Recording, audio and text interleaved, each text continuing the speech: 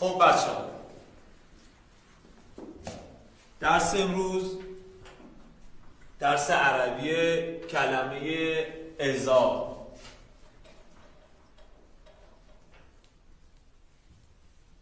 کلمه اذا.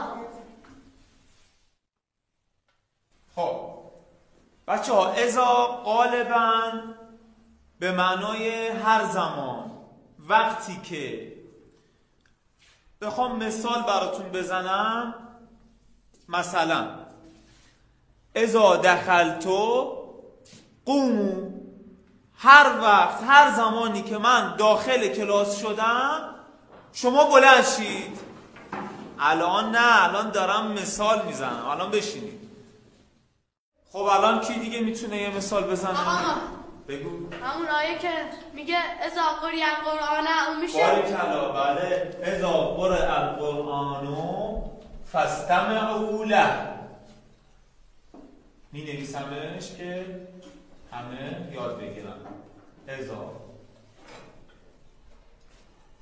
قرئ القرآن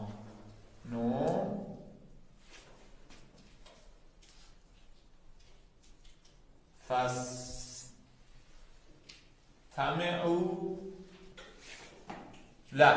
هر زمان، هرگاه، هر وقت قرآن خونده میشه باید بهش گوش بدیم. این آیه قرآنه، یه حالت دستوری هم داره.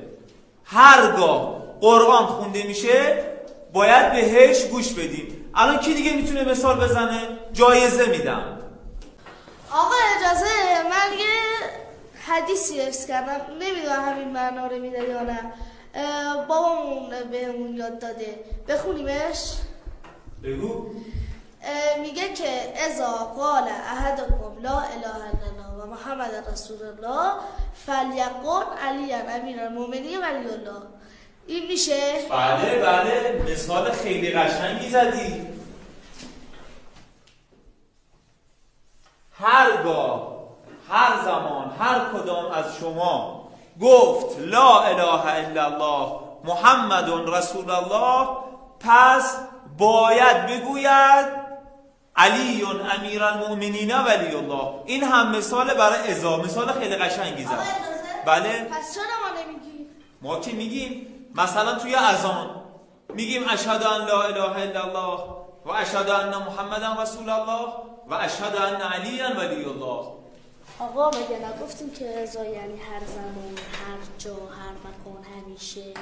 توی نماز، توی تشهد وقتی میگیم اشهد ان لا اله الا الله وحده لا شریک له و اشهد ان محمدا عبده و رسوله، چرا بعدش با اشهد ان علی ولی الله رو نمیگیم؟